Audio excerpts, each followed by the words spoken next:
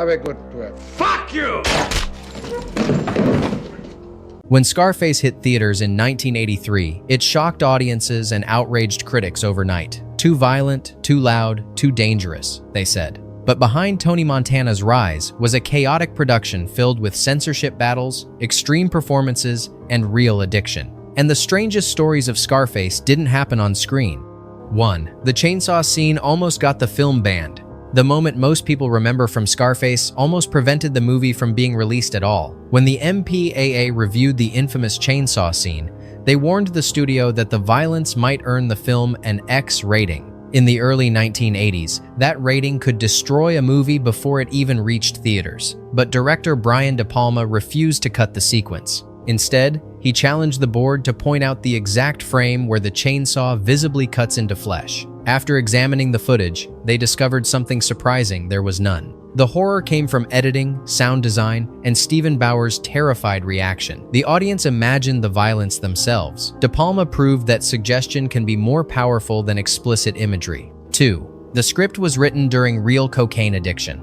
The story of Tony Montana's rise and collapse felt disturbingly real because, in many ways, it was. Screenwriter Oliver Stone later admitted he was battling a serious cocaine addiction while writing the screenplay.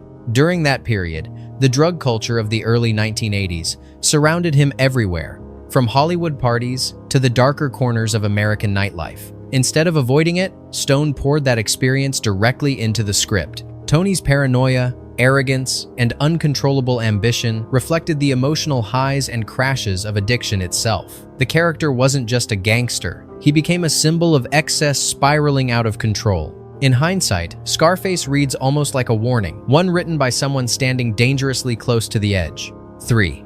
Al Pacino almost walked away from the film. Halfway through production, Al Pacino began questioning whether he should continue playing Tony Montana at all. The character was brutal, selfish, and almost completely lacking in redemption. Pacino worried audiences might reject him entirely. At one point, he seriously considered leaving the project.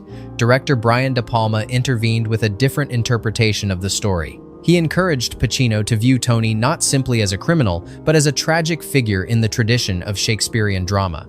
Like Macbeth, Tony is driven by ambition so powerful it eventually destroys him. That idea changed Pacino's approach. Instead of softening the character, he leaned fully into Tony's darkness, and the performance became unforgettable. 4. The iconic "little friend" line was improvised. One of the most famous lines in movie history was never written by the screenwriter. During the chaotic mansion shootout, Al Pacino suddenly shouted, "Say hello to my little friend," before firing Tony Montana's grenade launcher. The moment was pure improvisation. Director Brian De Palma instantly knew it had to stay. The line perfectly captured Tony's reckless arrogance at the edge of destruction, and it quickly became one of the most quoted moments in cinema. 5. The famous poster was created before the movie. The iconic Scarface poster, showing Al Pacino in a white suit beside a black background, was created months before the film even began shooting. The studio needed a powerful image to convince investors the project was worth funding. Photographer Nancy Ellison staged the shot during pre-production. The image became so recognizable that the filmmakers later recreated the same pose during filming to match the marketing that had already spread through Hollywood. 6. The cocaine caused real health problems.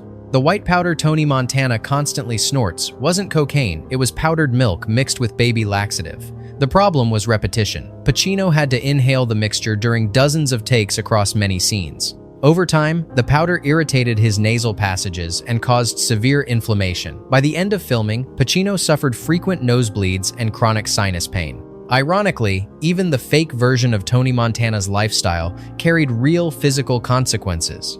Number 7. Tony Montana's scar nearly became permanent. Tony Montana's signature facial scar wasn't just simple makeup applied each morning. The prosthetic was attached using strong medical adhesive designed to stay on Pacino's face for days at a time. Removing it was painful, often pulling at the skin beneath. After weeks of filming, irritation began forming along the same line as the scar itself. By the end of production, Pacino reportedly had a faint reel mark in nearly the exact place as Tony's famous wound. Number 8. The final shootout took days to film. Tony Montana's last stand feels explosive because it practically was. The sequence used hundreds of small pyrotechnic charges known as squibs to simulate bullets hitting Pacino's body. Each effect had to detonate at the exact moment gunfire appeared on screen. Many misfired or triggered too early, forcing the crew to reset repeatedly. The scene took several exhausting days to complete, but the result became one of the most unforgettable finales in crime film history. 9. Michelle Pfeiffer was genuinely intimidated on set. Michelle Pfeiffer's portrayal of Elvira Hancock feels cold and distant, and part of that tension was real. Al Pacino stayed deeply in character between takes, maintaining Tony Montana's volatile intensity even off-camera. Pfeiffer later admitted his unpredictability sometimes made her uneasy during filming. That subtle discomfort helped shape her performance, making Elvira's emotional distance from Tony feel genuine rather than purely scripted. 10. The film faced backlash in Miami. Before production even began, officials in Miami strongly opposed Scarface. City leaders feared the film would portray Miami as a violent drug capital and damage tourism. Some groups even pushed to stop filming altogether. As the controversy grew, parts of production were moved to California. Ironically, the movie later became one of the most iconic cinematic portrayals of Miami ever created.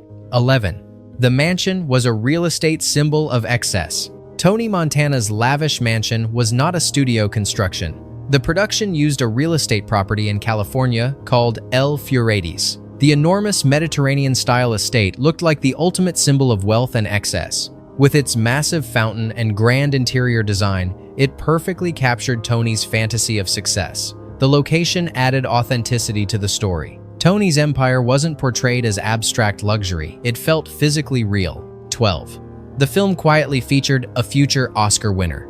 In a blink and you miss it appearance, actor F. Murray Abraham appears briefly in Scarface. At the time, he was simply a working actor, looking for steady employment. His role lasts only seconds. 1 year later, Abraham would win the Academy Award for Best Actor for Amadeus. The contrast highlights how unpredictable Hollywood careers can be. 13. The synthesizer score was ahead of its time. Composer Giorgio Moroder created an electronic soundtrack that sounded radically different from traditional film scores of the early 1980s. Many critics disliked the synthetic sound when the movie premiered, yet decades later the same music became hugely influential. The soundtrack helped inspire the retro electronic style known today as synthwave. What once sounded strange now feels visionary. 14. The film became a legend only after it failed.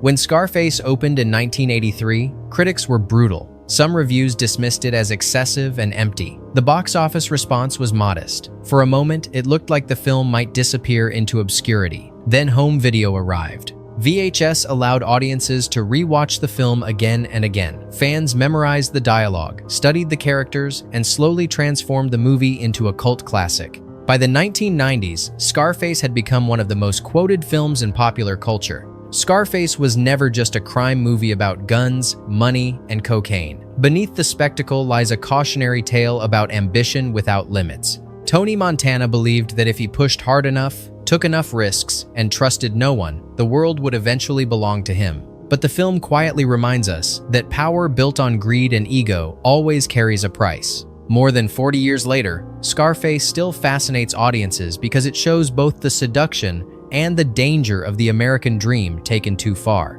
If you enjoyed uncovering these hidden stories behind the film, don't forget to like, share, and subscribe for more deep dives into the movies that shaped Hollywood history.